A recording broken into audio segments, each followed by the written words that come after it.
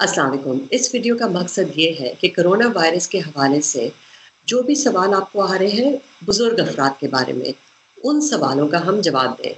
उसके लिए हमारे साथ है doctor Humaira Ahmed. She is a doctor of internal medicine from Texas. Thank you so much for joining अस।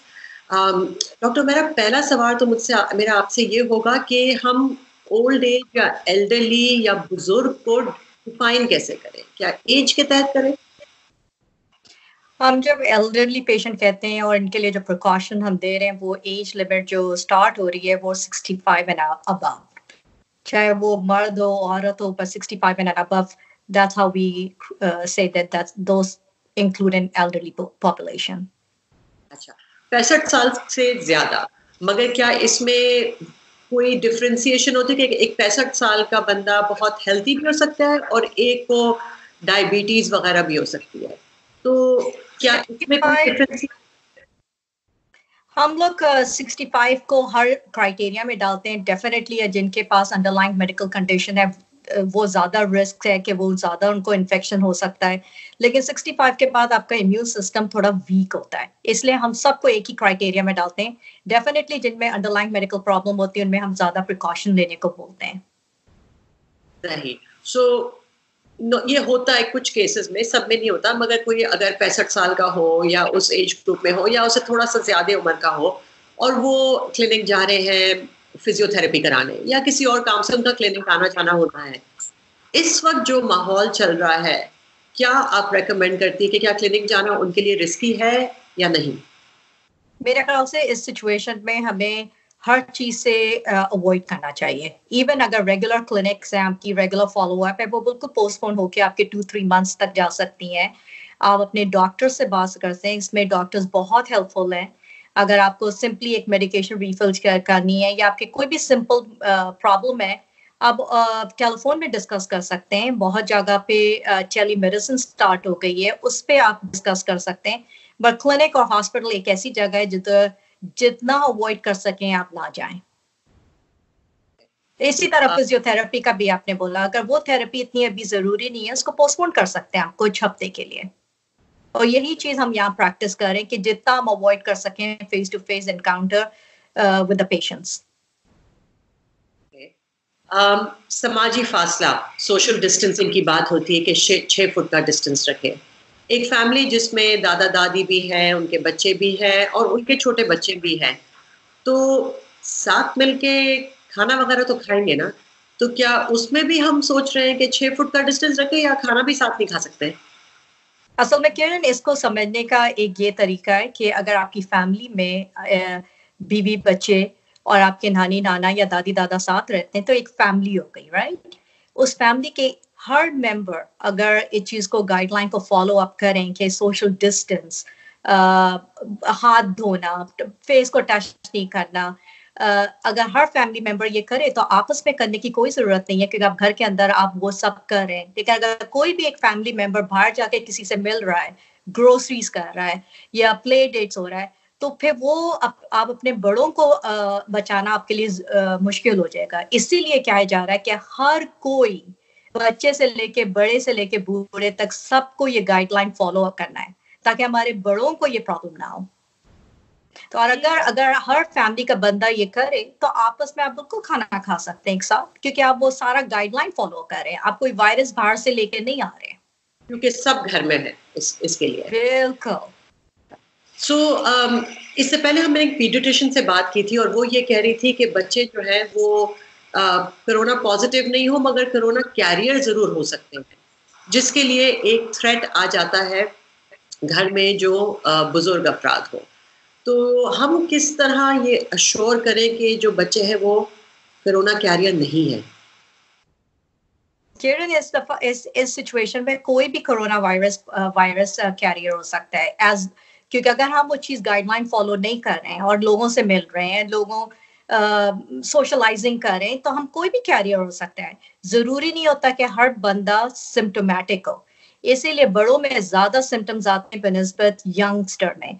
तो ये कहना कि बच्चे कैरियर होंगे, नहीं, अगर बच्चे भी वही प्रोटोकॉल करें जैसे बड़े करें और उनके बड़े उनको समझाएं कि घर में ही एक्टिविटीज रखें अपने, इतना मिंगल नहीं करें, इतना प्ले डेट नहीं करें, तो वो कैरियर कैसे बन सकते हैं? हम में से कोई भी कैरियर हो सकता है अगर हम गाइडलाइन फॉलो नहीं करें, राइट? तो अगर हम फॉलो अप करें तो कोई ऐसी बड़ी बात नहीं है, क्या वो चीज से बच सकते हैं, बिल्कुल।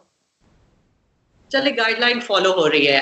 एक फैमिली जिसमें बहुत सारे लोग हैं तो उनको तो लोनलीनेस भी नहीं होगा, मगर एक कोई नाना नानी है जो अकेले फ्लैट में रहते हैं, या वो मे बी एक हयात ना हो, एक ही ग्रैंड पेरेंट अकेले फ्लैट में रह रहा है, उसका एक नफ्सियाती, एक ज़हनी असर होता है, एक डिप्रेशन वाला माहौल बन जाता है कि आप किसी से भी ना मिलें।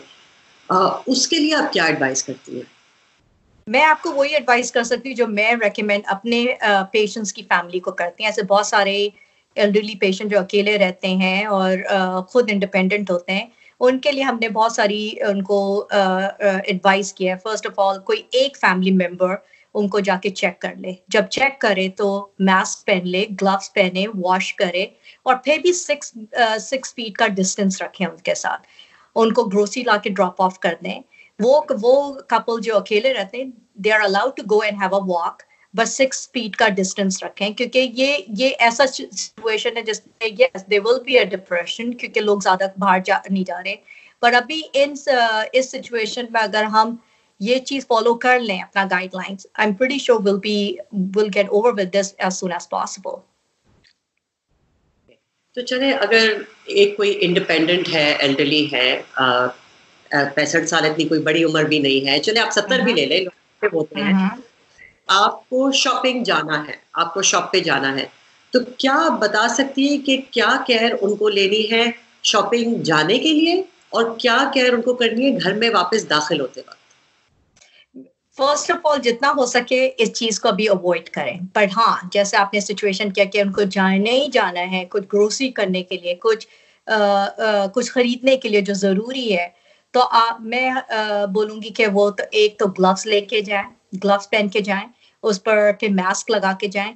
जो जरूरत की चीजें वो करेंगे, नहीं कि देर देर तक आप शॉपिंग में अपना वो करें। जल्दी से लेके जब घर वापस आए तो पहले तो आप अपने कपड़े चेंज करें, और हो सके तो आप शावर ले लें। शावर के बाद जो भी आप चीजें हैंडल कर रही हैं, मेक श्योर कि वो साफ, इवन फ्रूट्स को भी बोलते हैं कि धो वो के सब चीजें रखें। बट जितना इंटरेक्शन कम हो बाहर का, वो बहुत अच्छा है, स्पेशली हमारे एल्डरली पॉपुलेशन के लिए। अब आ जाते हैं एक और सिनारियो पे।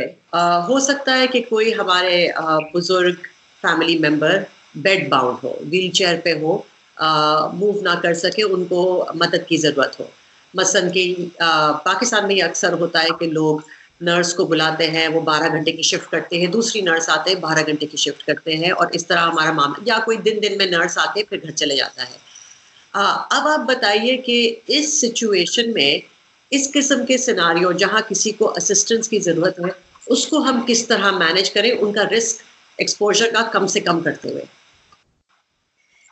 ये बड़ा टफ सिचुएशन है, क्योंकि ऐसे बहुत सारे पेशेंट हैं जिनको केयर गिवर और नर्सेस की जरूरत है फॉर उनके केयर के लिए। तो जरूरी है कि जब वो केयर गिवर्स या नर्सेस आए, उनका पहले टेम्परेचर नोट करें, मेक श्योर कि उनको कोई बुखार ना हो, उनको कोई सिम्टम्स ना हो, और जब वो आए तो उनको हाथ धो के ग्लव्स पहने और मास्क लगाएं।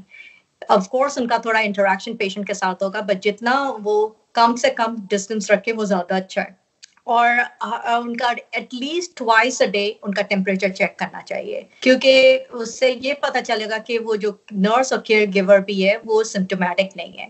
और रियली अगर वो सिम्टोमेटिक है, अगर खांसी है, बुखार है, तो उनको पेशेंट के करीब नहीं आना चाहिए। थोड़ा सा मैं गियर शिफ्ट करूंगी। पाकिस्तान में मौसम थोड़ा तब्दील हो रहा है, थोड़ी गर्मी की शिद्दत में इजाफा हो रहा है। कोई पॉसिबिलिटी है या कोई स्टडीज आ रही हैं जिसमें ये वाज़ेह हो रहा है कि ये वायरस का जो इन्फेक्शन रेट है, ये कम फैलेगा गर्मियों में, या ये गर्मियों से शायद ख़त्म हो? ऐसी कोई स्टडीज आपकी तरफ आई हैं? अभी अभी मैंने एक कॉन्फ्रेंस अभी अटेंड करी थी ऑनलाइन, और उसमें ये बोल रहे हैं बहुत सारे साइंटिस्ट इस पे रिसर्च कर रहे हैं कोरोना वायरस, क्योंकि आपको पता है कोरोना वायरस सबके लिए बहुत न्यू है। पर ये उम्मीद कर रहे हैं कि समर में जाके ये स्लो डाउन हो जाना चाहिए, just like the other viruses. क्योंकि गर्मियों में अक्सर देखते हैं कि वायरस का स्प्रेड होना बहुत कम हो जाता है, तो उम्मीद यही है कि समर में जाके ये थोड़ा कम हो जाए। फाइनल सम अप, कोई ऐसी हिफाजती तदाबीर जिसके बारे में हमने बात नहीं की हो, जो आप सजेस्ट करती, जो आप रेकमेंड करती हैं कि जो हमारे बुजुर्ग फैमिली मेंबर्स हैं, उनका ख्याल कैसे रखा जाए या वो अपना ख्याल खुद कैसे रखें? मैं स्ट्रांगली रेकमेंड करती हूँ सारे एल्डरली पॉपुलेशन और या कोई भी एज जिनको अंडरलाइंग मेडिकल प्रॉब्लम हो, जैसे kidney problem, diabetes, cancer patient, autoimmune disease, कि वो घर में जितना रह सकते हैं रहें, अननेसेसरी बाहर ना जाएं। और हम जैसे लोगों के लिए बहुत ज़रूरी है कि हम सारे प्रोटोकॉल फॉलो करें ताकि हमारी वजह से किसी को प्रॉब्लम ना हो, किसी की जान ना जाए। और अगर हम ये गाइडलाइन फॉलो करें, जैसे कि सोशल डिस्टेंस, सारा वक्त हाथ धोना, अपने फेस को टच नहीं करना, तो आई एम प्रीटी श्योर कि ये हम चीज को रोक सकते हैं। और आखिरी में मैं जरूर बोलूंगी ये चीज, हम सब बहुत बहुत दुआ करें कि अल्लाह मियाँ ये चीज को जल्द से जल्द हटा दे। इंशाल्लाह। थैंक यू सो इंशाल्लाह। मच।